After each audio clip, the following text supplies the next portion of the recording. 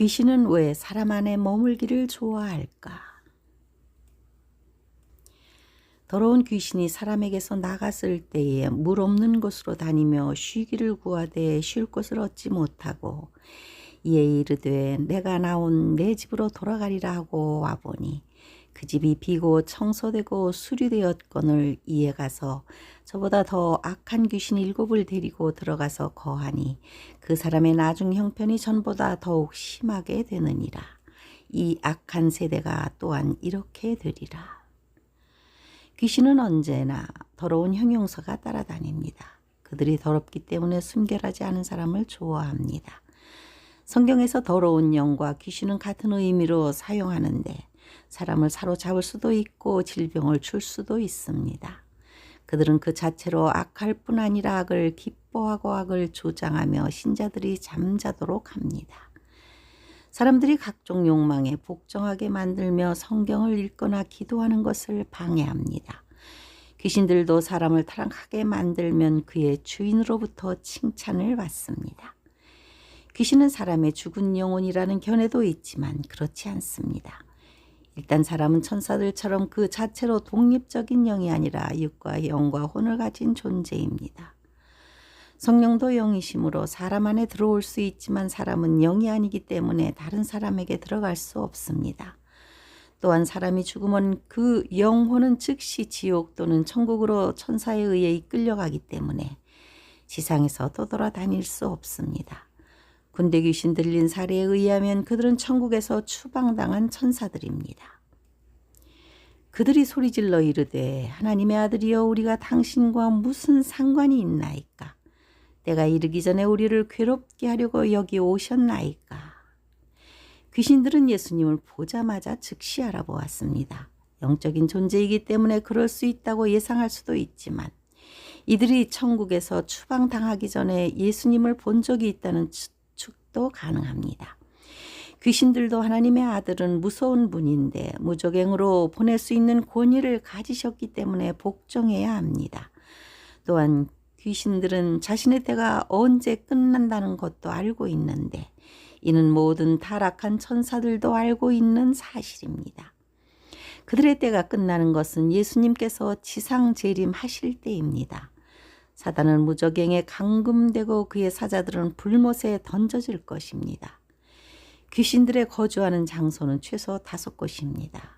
물 없는 광야, 사람, 돼지 같은 불결한 동물, 무적행, 불못입니다. 그 중에서 귀신들이 가장 선호하는 것은 사람으로 그들의 집과 같습니다. 내가 나온 내 집으로 돌아가리라. 귀신들은 사람을 집으로 생각하고 현재 누군가를 소유하고 있지 않다면 소유할 누군가를 찾고 있습니다. 귀신들은 왜 사람 안에 머물기를 좋아하는 걸까요? 그것은 모든 피조물 중에 하나님이 가장 사람을 좋아하시고 독생자는 그들을 위해 죽기까지 사랑하셨기 때문입니다. 악한 사람도 원수를 갚으려고 시도하는 경우에 그 사람이 가장 좋아하는 것을 공격하는 것과 같습니다. 그만큼 사람은 고귀한 존재입니다. 또한 사람의 영혼을 정복하고 통제하는 것을 귀신들은 좋아합니다. 더러운 귀신이 사람에게서 나갔을 때에 물 없는 곳으로 다니며 쉬기를 구하되 쉴 것을 얻지 못하였다고 합니다.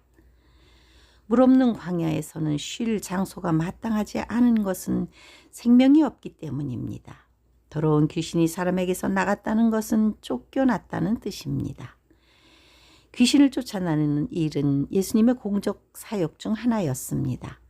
예수님은 군대에 귀신을 쫓아내셨고 그들은 잠시 돼지에게 들어갔으나 돼지들이 몰살하자 광야로 나갔을 것입니다. 귀신은 전에 들어갔던 사람에게 가보았습니다. 군대에 귀신 들렸던 사람은 아닙니다.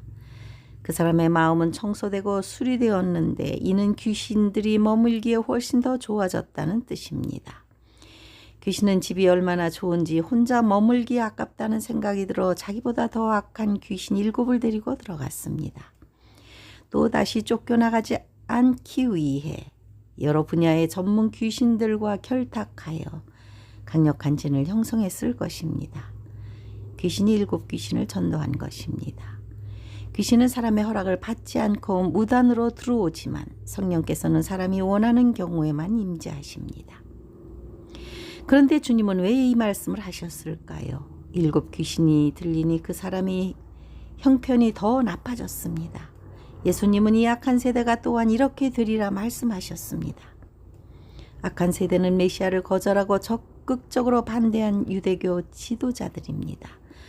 그들은 메시아를 영접하지 않았고 귀신들이 좋아하는 비어있는 집과 같았습니다. 이 악한 세대는 주님께서 다시 오실 때에도 같은 일이 일어날 것입니다. 사람의 영혼은 신비한 곳입니다. 무엇인가로 채워져야 합니다. 바람직한 것은 예수님과 그분의 말씀 성령으로 채우는 일입니다. 만약 사람이 깨끗하지 않으면 더러운 귀신들이 들어오기 위해 길을 씁니다. 바벨론 음녀는 귀신들의 처소라 하는데 이것이 귀신들과 접속하는 허브 역할을 하고 잡초들이 자라나게 만듭니다. 바벨론 내 영혼이 탐하는 과일은 사치스러운 상품들과 불을 쌓은 것입니다. 이것 때문에 만국이 음행의 포도주에 취하여 멸망합니다. 경건은 자신에게서 나쁜 것들을 받아들이지 않는 것이지만 더 좋은 방법은 좋은 것으로 채우는 것입니다. 말씀과 성령이 거하지 않으면 귀신들의 처소가 됩니다. 또한 예수 그리스도의 이름과 그분의 피로 귀신을 쫓아낼 수 있습니다.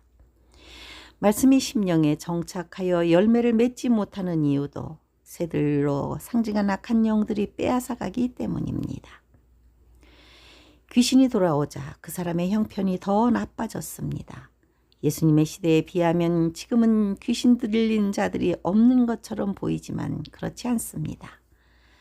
많은 사람들이 정신질환의 상태에 있고 이유 없이 폭력을 가하고 각종 중독 상태에 있습니다. 귀신들의 활동이 표면적으로 과거보다 세련되었을지 모르지만 그들은 조용히 사람들을 점령하고 있습니다. 그러나 깨끗한 사람에게 귀신은 견딜 수 없고 성령께서 계시기 때문에 들어올 수도 없습니다. 정결한 심령을 보존하고 성령으로 충만해야 할 이유이기도 합니다.